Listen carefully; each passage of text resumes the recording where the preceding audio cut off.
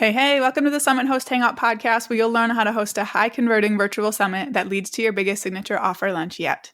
I'm your host, Krista, from Summit in a Box, and I have an episode that I think will be a pretty hot topic today, and that is increasing registrations for your summit through email.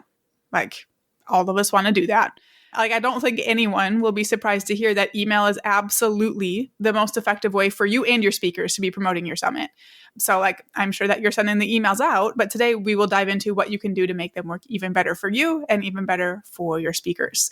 So to give you some background information on our guest, she is an email marketing strategist who helps coaches and experts enroll more clients into their courses or memberships on autopilot, helping one client make $100K in course sales through email funnels in just 3 months, which is wonderful.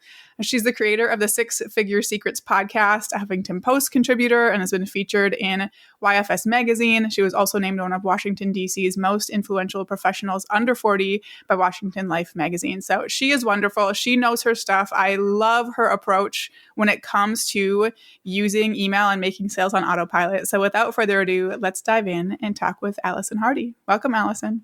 Hi, Krista. Thanks for having me. Yeah, I'm excited to chat about this. It's going to be good stuff. And before we dive right into, nitty gritty email goodness, can you just tell us a little bit more about you and your business? Yeah. So I've been in this business for about 8 years at this point, which seems like crazy weird to say that out loud. Prior to that, I was a bit of a serial entrepreneur, but my entrepreneurial journey really kicked into full force when I got laid off when I was 6 months pregnant with my now 11-year-old. Wow. I was doing all the things. I'm a typical elder millennial. I did all the right things. I went to college. I got all the degrees. I got the job when I was 23. I got a tenure track teaching position. And I was I'm set. I'm set for the rest of my life. And then, in a minute it was taken away. So I got really, really sold on the idea that I would never let anyone else control how I make money. I also taught art, and I taught at the college level. And it's not like those jobs are super common. So entrepreneurship was really the only other option I had for myself because I was so, niched in my professional life. So I feel like entrepreneurship kind of chose me. I didn't really choose it, but I'm very grateful that it did. Wow. Oh my goodness. And how did you snake your way into email from there? From art to email? I know, it seems really obscure. Yeah, it seems really obscure, but it's not actually. So when I was teaching, half of my job was to run the gallery at the institution I was at. And so something that I did when I was there was I really started to introduce email marketing, because this was 2010-ish. So email marketing, social media, not a lot of people were really doing it a whole bunch yet. So I was okay, if we're going to stand out, if we're going to attract younger people to our college, 18-year-olds, we need to present information in a way that actually speaks to them and meets them where they are. So we started doing email marketing. We started doing social media marketing, and the gallery got popular. It was quite well off there for a while. Very regular attendance. People were really interested in it. People coming to the gallery talks, which is unheard of at colleges and universities. So because of that marketing effort, it was successful. Oh my gosh, I love that. That's actually a really awesome connection, and I'm sure they liked it too. But yeah, I guess moving into our topic a little bit today on emails for Summit specifically, I want to kind of start with the mistakes people are making, because I just think it's a good thing for people to have a good awareness around what they maybe need to improve. So I know you're a really frequent summit speaker. I see you on all kinds of summits. You spoke on my summit, and I'm curious what you see as the most common mistake hosts make in their emails, since you see all kinds of different stuff. Yeah, I think it's two things. Number one, making the summit seem like work for the person who signed up for it. Ooh. So while yes, watching the videos is work and you have to carve out time and all of that, I think when you lead with that, it's really overwhelming, and it's oh, no, I don't have time for that. So I think that's really one of the biggest things. And then the second thing is not being specific with who it's for. So, and I'm sure yes, you're yes. I think there's power in volume, of course. I think if it's a broader topic, you're going to get more registrations for it. But I also think like if you can dial down who it's for, the quality of registrations is going to be a lot better. Like you and I were talking about this before we hit record. Like the summit that I was in with you, I got super high quality leads because of how you like did this like choose your own adventure way of presenting the information. So like the people got exactly what they wanted based on, their specific goals. So making sure that in your copy, you're clear with who it's for, why this is important to them, and then always speaking to what they want as the outcome. So like the deliverables are cool, don't get me wrong, but they're really important to us as the people hosting it. They're not really important to the people consuming it. They just want to know what they're going to learn and why it's important. Oh my gosh. I think anyone listening right now is like, oh no, don't put Krista on her soapbox. But you just said it all for me. I love that someone else, like I have said that so many times in my life. I think it's really cool that those are the things that have stuck out to you because that's exactly what has stuck out to me. Although I have never looked at it from the lens of don't make your summit seem like work. I was like, ooh, that is really good. Because, we'll get the first email after someone registers and it is like a 10-step, do this, now do this, now do this. I'm like, oh my goodness. Yes. And if there's too many moving parts or if there's just so much information in that one like email, they're going to be like, oh, nope, sign up for it, but nope, not going to consume it. They'll unsubscribe, or even worse, they'll just stop opening up your emails, which is even worse than unsubscribing. So like because it's here to help them. It's here to move them forward.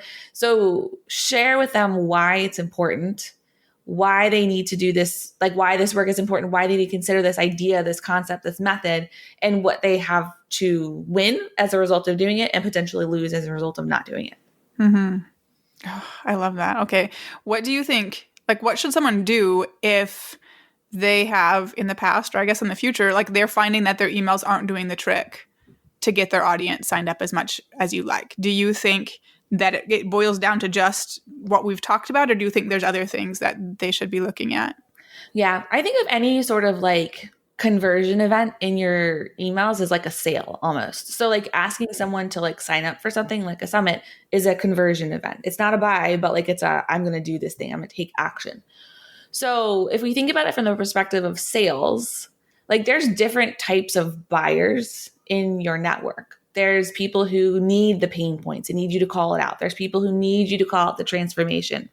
There's people who are relational and they want to know more about you as the host. Why do you do this? Why are you putting all this work in? What's your heart behind it? There's people that have all the questions, like all the questions. They need all the details. I am like so not that person. So like I probably rolled my eyes when I said that because like I do not think that way and I have such a hard time relating to people like that. But like they exist, they're in our network, and a lot of my buyers are actually those folks. There's also people who like don't need a lot of information. That's me. Like I'm like a no frills buyer. Like if I'm in your network, I'm probably interested in like buying something from you or signing up for your summit or something like that. Like I want to hear from you. So like I don't need a lot of information to like do the thing that you want me to do. So thinking about it from a sales perspective, like think about the different ways that people are motivated to buy, the different buying habits of your people, and maybe think about those individual buyers as you're writing the email so that you're speaking to that relational person, so that you're speaking to that pain point person, and they feel seen and heard through that email that you write them. I love that. So like that could be the difference of mixing in value-based emails, short and snappy, super direct emails, ones with your story and things like that. That's really cool.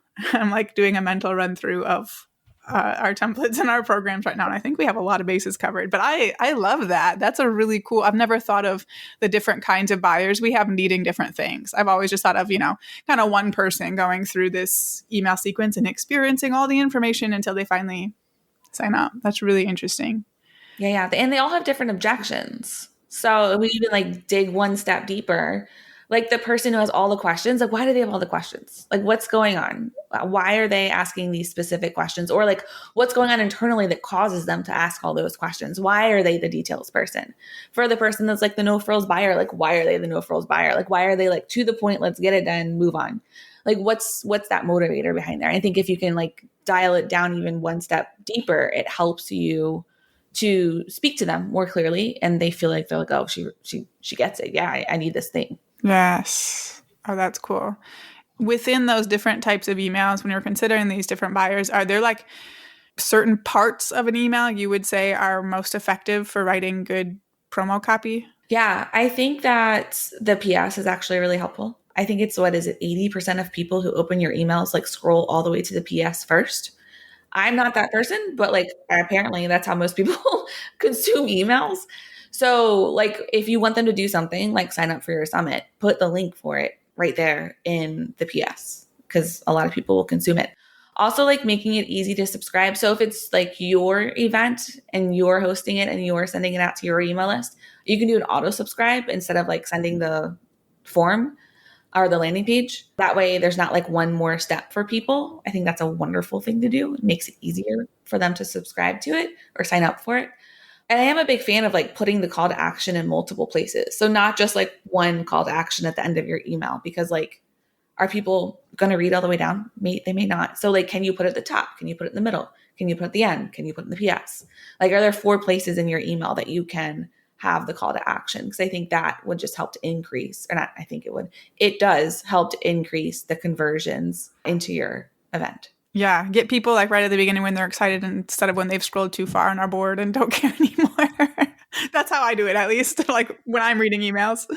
Yeah, and like look at your data too. Your data will give you all the details. It'll tell you what's going on. So if people are clicking on that top link and they're not clicking on the others, like what does that tell you? Put the gosh darn link at the top and like don't worry about it. Or shorten your emails and make them like short and snappy. Maybe that's just how your people consume information. So also use the data to really help you to make changes and to drive your decisions. Yeah, I think it's a really great idea to track after every email you send how many people clicked on the email. Well, of course, opened, clicked, how many people actually subscribed from that email. I love the tip of seeing what link they clicked on. I've never looked at that. So like in Kajabi, I can just see like each individual page. I can't see each link, but we could just use UTM parameters to do that. And I am like very obsessed with that idea and totally going to do that. Yeah. I love this. Like easy and practical stuff, but just watching the data, of course. Yeah. And it's a thing that people really hate doing. Like I find that a lot of people, at least a lot of my clients, they really hate leaning into the data. And I understand that it's boring. And sometimes the numbers are like, you're like, I don't know what this means. So like, obviously educate yourself. But also like, that's the work that's going to get you to the better results that everybody's craving, that everybody wants. It's like understanding and knowing your data so that you can predict trends, so that you can know how it's going to perform. And if it doesn't perform how it usually does, what do you need to do to change it? And I think it just gives you really great like problem solving and like a pathway to follow instead of like, I don't know, that's like the worst part. Yes. I think a lot of people probably feel like that after they've sent their emails. They're like, why didn't everyone in my audience sign up? Which is like, that's an issue with expectations, but just feeling so powerless. Like, I don't know what happened. You do have the power to not know everything, but have a much clearer idea. So thank you for breaking that down. Do you have any thoughts on how these ideas should be applied to speaker swipe copy? I think a lot of people, and honestly, what I typically do is I'll write my own emails. I'll take a couple of the ones I think are best and going to convert most highly. I'm going to take those and I'm just going to swap a few things out to make sense for my speakers and check. You think that's good? I think it's fine. I think that one of the pros of being the like host of the summit is that obviously you've probably invited these people or at least accepted them into the summit. So you probably know a little bit about their business anyways. And if they're new to you, you've probably already done some research about them. So it gives you a really unique opportunity to like present their business to them in a way that fits into your summit, so that their audience, when they're reading that email, they're like, oh, that's cool, or oh, that's interesting, or I never thought of it like that. And you're kind of like guiding the conversation. You're sharing with the presenter, like, hey, this is how I think about you. And it's a cool thing for as the person on the receiving end. When you like read that, you're like, oh, okay, I never thought about that, and it gives you some good ideas. But I think it's a really cool opportunity to really like dig into what is valuable about this person's perspective. Why do I value them so much? I asked them to be a speaker. Why is what they have to say so incredibly important? It helps you also to like shape the messaging behind the summit. And again, like the presentation of the materials and of the content. I love this. So much stuff that I want to like go do right now, but I'll wait another 10, 15 minutes, I guess. I do also, unless you have anything else you want to talk to around summit email specifically, I don't think so, no. Okay, cool. Because I wanted to just also open you up to talk about your area of genius. You're very kind to come on and like share about Summit email specifically, but like your sweet spot is using email funnels to sell on autopilot. And I know like I have so many clients with incredible offers, but they don't make sales between summits and launches because they aren't putting those wonderful offers out in front of their people. And even when I bring it up, they're like, wait, I can do that? Like, are you sure? And like, I'd guess there are a lot of listeners who are doing the same. I know you have a ton of resources and everything that they can look into, but I wanted to just give you the chance to share a little bit about it since I know it's your sweet spot, and it would be really beneficial to a lot of people. So I don't have a specific question other than what do you want to say about it? Yeah. My whole like ethos behind email marketing comes from only selling like 4 times a year. So when I first started my business, I was looking at people like Amy Porterfield and Stu McLaren, and they're awesome experts in their field. I'm not bashing them, but they only open up the doors to their programs like 1, 2, 4-ish, maybe times a year. So it's a closed cart model. Mm-hmm. So I was like, okay, that's where I want to go. So like that must be what I'm supposed to do, right? And so what was happening was I was putting all of this pressure on myself to sell in this very, short window of these like live launches. And the problem was that I didn't have enough leads to continue to make that successful. So, and because I didn't have enough leads, the launch wasn't like performing the way it was supposed to.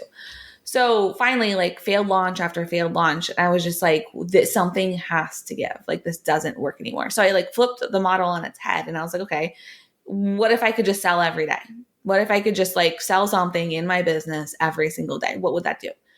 And so for me, I started thinking about it as generating leads and making sales at the same time instead of like generate all the leads and then wait until the sales come in. It was like, let's do this at the same time. So that's why I got super interested in email funnels, was because I couldn't make that live launch model work. And it's because I didn't have like the cash flow coming into the business that I needed to have in order to do all that stuff. So like that type of model has a time and a place, but for me and where I was, it simply didn't work. So I got super nerdy and I was like, let's do it through email marketing because I like to write. Social media I find kind of draining most of the time. And so I was like, I don't want to be in there anymore. So like, let's just do something that's a little bit more sustainable. And what I figured out was once you have a good email, you can just wash and repeat it over and over again. Like there's no reason why you can't reuse it. Whereas like social media, yes, you can wash and repeat, but like only to a point. Email marketing, you can literally copy and paste emails over and over again and reuse them over and over again. Like I've had people have gone through my pitch sequences like 4 or 5 times. They've consumed everything and maybe they buy like the 5th time they go through a pitch sequence. They don't care. Like it's not like it's like a problem for them. They bought. So for me and just for my energy and how I think about things and like my life with 2 little kids at the time, I was like, this is how I'm going to do this. And so I like developed this weird, crazy system in my basement in between like a pile of Legos and Thomas trains. And like, that's what I did. And that was like my weird Frankenstein way of like making money while I was able to like hang out with my family. And so that kind of like spurred my entire process. Oh my goodness. So now you're teaching other people to do that. You have like courses and services, right? Yeah, I can do it for you, or you can enroll in my membership called Funnel of the Month Club that shows you the way. I love that. I love that. Thank you so much for sharing. I just had to let you talk about that a little bit because it's just such an important part of a sustainable business. Like I truly, truly believe that. And like, man, all of you here, if you don't have that in your business, please go check out Allison and her stuff because it's a game changer to get those kinds of things up and running. So Allison, thank you so much for being here. Will you let us know where we can go find you? And if you have any, next step that you think is best for everyone based on what we talked about, like feel free to talk about that too. And we'll link it in the show notes. Yeah, for sure. I have a free download. It's called the $80,000 email template. It was the email that brought in $80,000 in sales last year, like directly from that email. So if you want to use it in your next like open cart sequence or put it inside of your funnel, you can definitely do that. So you can snag that. Or you can find me on Instagram. It's Allison_Hardy_. And I'd love to chat and learn more about you. Amazing. Thank you so much, Allison. And thank you so much, everyone, for tuning in. For show notes and links to those resources Allison just mentioned, go ahead over to the link in the episode description wherever you're listening, and we will have it all for you in the show notes. For now, go out and take action to plan, strategize, and launch your high converting virtual summit.